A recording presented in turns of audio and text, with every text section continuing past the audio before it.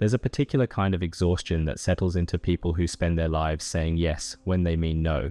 For those watching, you've probably witnessed this in friends, colleagues, or maybe recognized it in yourself.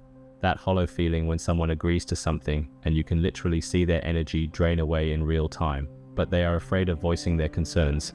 Their fear of isolation, abandonment, and wanting to feel connection overrides their real desires. The irony is brutal and hard to accept. In people's desperate attempts to be liked by everyone, they end up becoming someone they don't even recognize. They betray themselves and in the process lose what really matters. Chapter 1. The Shadow Self. What people are really running from. Carl Jung, the Swiss psychiatrist who essentially invented many concepts used in modern psychology, had this concept called the shadow. Think of it as everything about a person that they've decided is unacceptable, perhaps by society, values, how they grew up, their anger, their selfishness, their messy emotions, their actual opinions.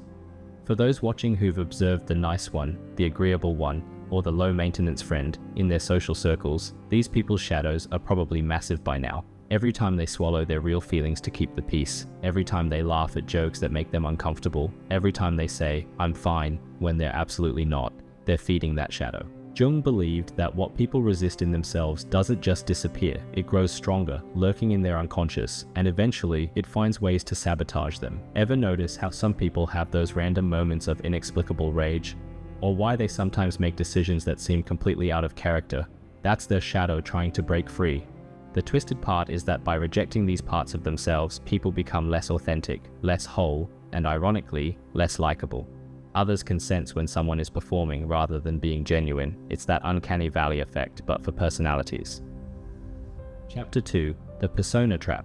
When someone's mask becomes their prison. Jung also talked about something called the persona, basically the mask people wear in social situations. Everyone has one, and that's actually healthy. The problem starts when they can't take the mask off anymore, when they've worn it so long they've forgotten what their actual face looks like underneath. This is where that popular advice about fake it till you make it becomes genuinely harmful to people. Sure, it works for learning new skills or building confidence in specific areas, but when someone is faking their entire personality, when they're fake it till you make it-ing their way through every relationship and interaction, they're not building anything real, they're building a house of cards waiting to crumble. For those watching who know people who seem exhausted by social interactions, even with those they supposedly care about, this might be why. Maintaining a false persona is energetically expensive for them. It's like running background apps on their phone. Even when they're not actively using them, those apps are draining the battery silently in the background. The cruel irony is that the more successfully people maintain their people-pleasing persona, the more isolated they become, because nobody actually knows them. Others know the character they're playing, but not the person underneath, so even when they're surrounded by people, they feel completely alone. Chapter 3. The Individuation Process. Finding their way back to themselves. So after all this analysis, what was Jung's solution? He believed that the ultimate goal of human development wasn't for people to be liked by everyone or to perfectly conform to social expectations. It was something he called individuation. Basically, people becoming who they actually are, not who they think they should be, not what their parents tell them, not what society tells them to be. Individuation isn't about people becoming selfish or inconsiderate. It's about them integrating all parts of themselves, including the shadow parts they've been rejecting, into a coherent, authentic whole. It's about developing the courage to be disliked by some people in order to be genuinely loved by others. Think about the people most admired by those watching, not celebrities, but people in their actual lives. Chances are, they're not people pleasers. They're individuals who have opinions, boundaries, and the occasional rough edge. They're real in a way that feels refreshing because it's so rare. The process of individuation often involves what Jung called differentiation. People learning to separate their feelings, thoughts, and desires from those around them. This is especially crucial for individuals who grew up in families where their job was to manage other people's emotions, or where having needs was seen as selfish. Chapter 4. The High Cost of Emotional Labor. What people-pleasing is really costing them. Let's talk about something that doesn't get nearly enough attention. The hidden cost when people chronically people-please. It's not just about them feeling tired or frustrated, though those are real. It's about what they're giving up when they make everyone else's comfort their responsibility. First, there's the opportunity cost for these individuals. Every minute they spend managing someone else's emotions, walking on eggshells, or doing things they don't want to do is a minute they're not spending on their actual goals and interests. That novel they wanted to write, that hobby they wanted to try, that boundary they needed to set, they're all casualties of their people-pleasing. Then there's the psychological cost. When people consistently prioritize others' feelings over their own, they're literally training their brains that their feelings don't matter. They're creating neural pathways that reinforce the idea that they are less important than everyone around them, and their brains, being efficient organs, start to believe this is true.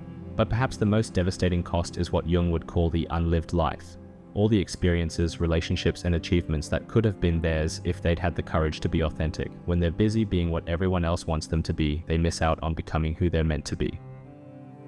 Chapter 5. Breaking Free, the uncomfortable truth about setting boundaries. Here's what nobody tells people about breaking free from people-pleasing. It's going to feel terrible for them at first, like genuinely awful. They're going to feel selfish, mean, and wrong. This isn't a sign that they're doing something bad. It's a sign that they're doing something necessary. Jung believed that growth requires people to embrace what he called the tension of opposites. They can't become authentic without risking disapproval. They can't have genuine relationships without the possibility of conflict. They can't live their own lives without disappointing some people. And that is the harsh truth that is very hard to untangle when you live your whole life afraid to rock the boat. The popular advice to just start saying no is technically correct but practically useless for these individuals. It's like telling someone who's afraid of water to just jump in the deep end. What they actually need is a gradual process of reclaiming their authentic selves. People can start small. They can notice when they're about to automatically agree to something and pause. They can ask themselves, what do I actually want here? Not what they should want, not what would make others happy, but what they genuinely want. Then they can practice expressing that, even in tiny ways. That is why popular solutions like meditation and journaling are blowing up, as they allow for honest reflection and to realize when one makes mistakes. The truth is, some people won't like their real selves, and that's not a bug, it's a feature. The individuals who only liked them when they were constantly accommodating weren't really their friends anyway. They were people who benefited from their inability to say no.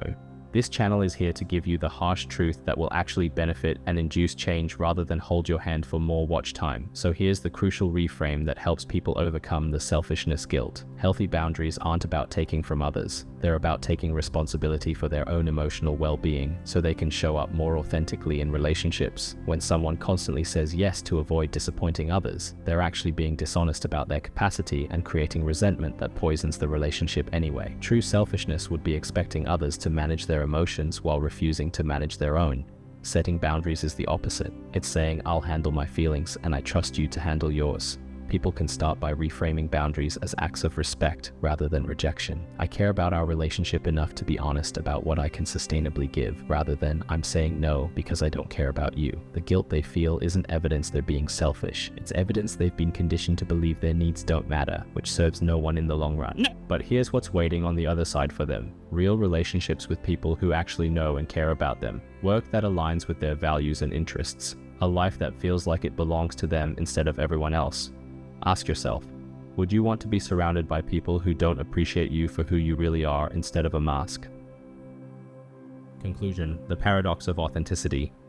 The ultimate paradox is this: the very thing people have been afraid of, being disliked, being seen as difficult, being alone, becomes far less frightening when they're living authentically, because when they know who they are and they like that person, other people's opinions lose their power over them.